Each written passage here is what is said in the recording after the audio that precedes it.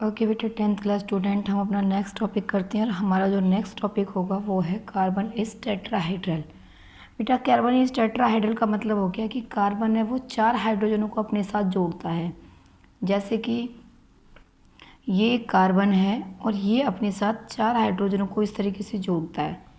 लेकिन जब हम इसके एक्चुअल स्ट्रक्चर देखते हैं तो कार्बन इस तरीके से, ये हाइड्रोजन 2 साइड में है, तो जो हम इनको साइड में दिखाते हैं ना वो एक्चुअल में इस तरीके से होता है, इस तरीके से जोड़ता है ये।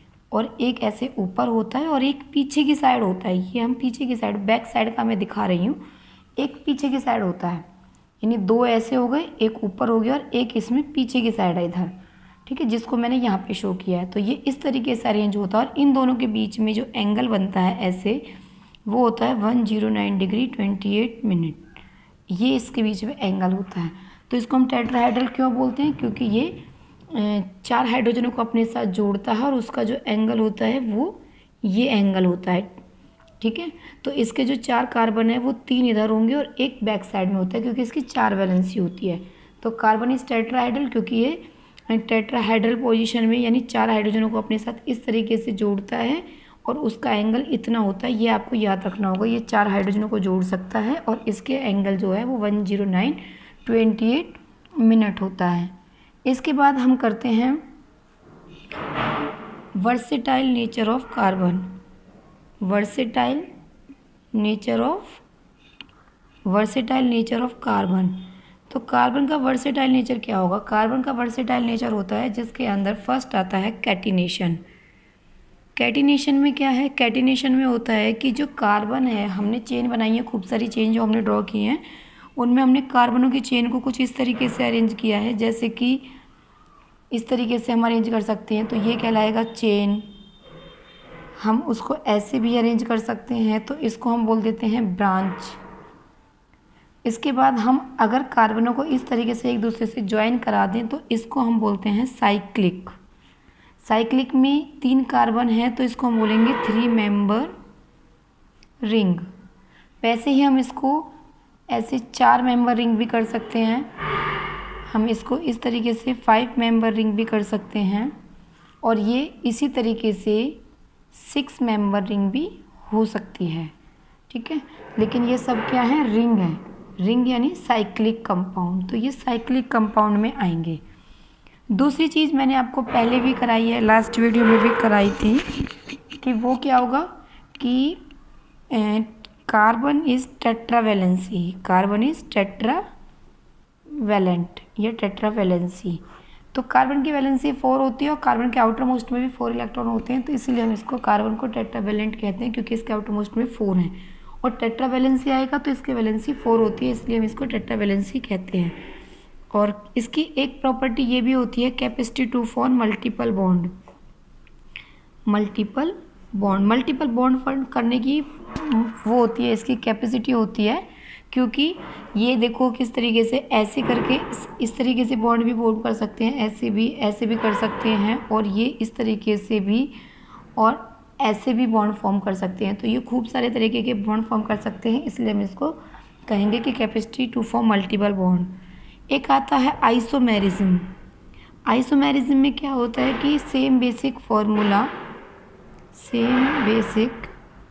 फॉर्मूला बट डिफरेंट स्ट्रक्चर, यानी कि फॉर्मूला सेम होगा लेकिन उसको हम डिफरेंट स्ट्रक्चर से अगर एक्सप्लेन करके दिखाते हैं।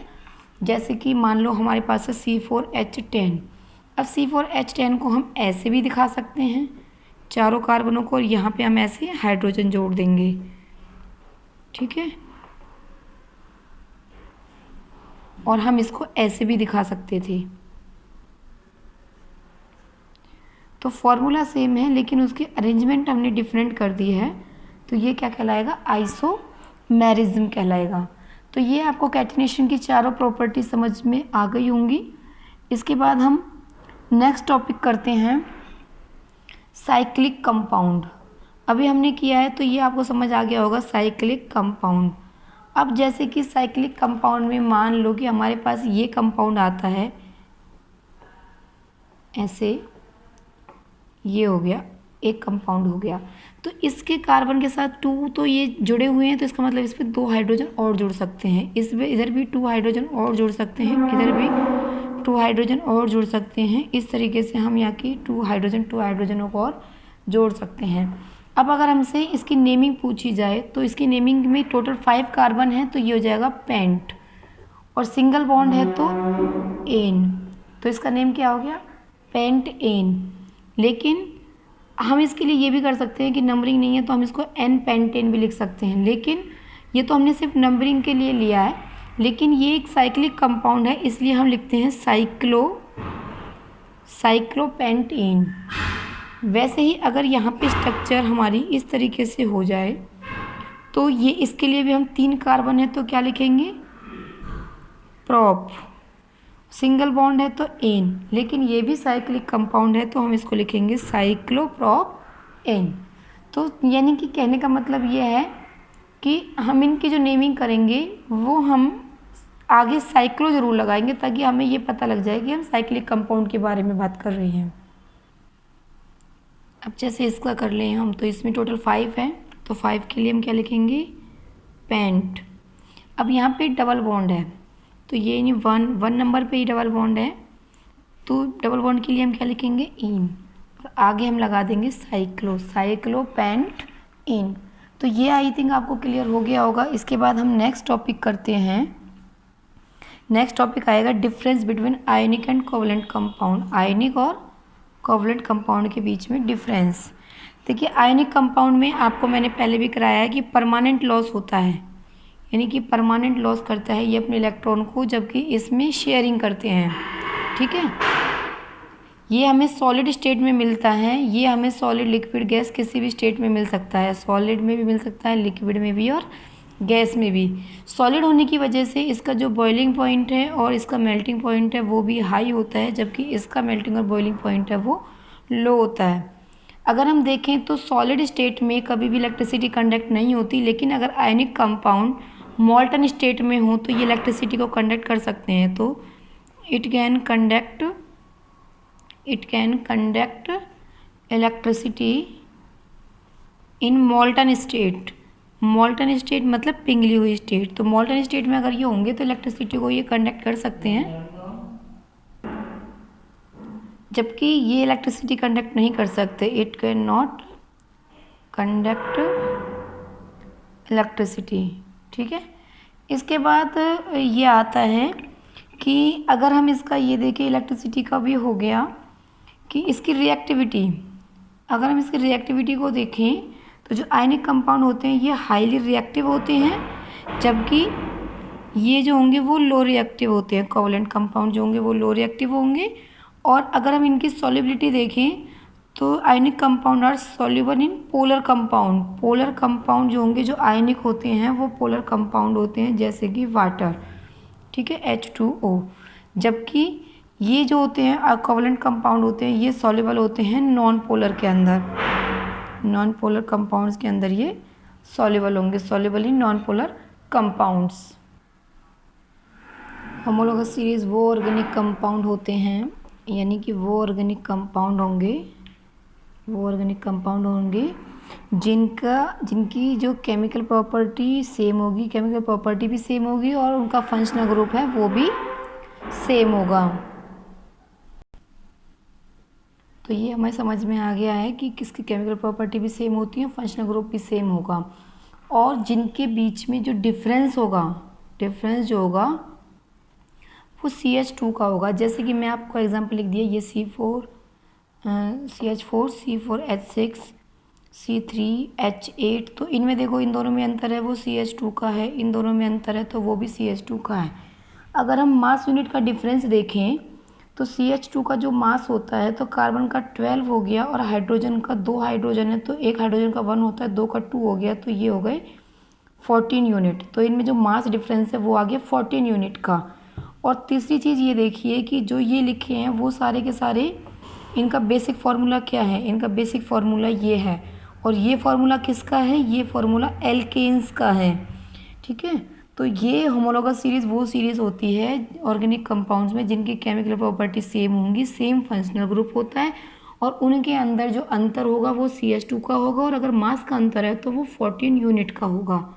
ठीक है, ये तो हो गया इनका, ये होमोलोगस सीरीज़ है। अगर इनके एग्जाम्पल आते हैं तो हम ये एग्जाम्पल CH2 का डिफरेंस करते हुए हम कितने भी एग्जाम्पल इसके दे सकते हैं।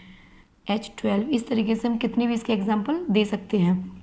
अब अगर इसकी प्रॉपर्टीज़ लिखें तो इसकी प्रॉपर्टीज़ बड़ी सिंपल होंगी, हम आराम से इसको देख कर ही लिख सकते हैं। जैसे कि फर्स्ट प्रॉपर्टी, इसका बेसिक फार्मूला ये होगा। सेकंड प्रॉपर्टी, इनके बीच में CH2 का डिफरेंस होगा। थर्ड प्रॉपर्टी, ये एल्केन्स होंगे। फोर्थ प्रॉपर्टी, इनके बीच में CH4 का मतलब 14 यूनिट मास डिफरेंस होगा। और फिफ्थ प्रॉपर्टी होगी कि इनकी सबकी केमिकल प्रॉपर्टी हैं वो सेम होंगी, केमिकल प्रॉपर्टी सेम होंगी।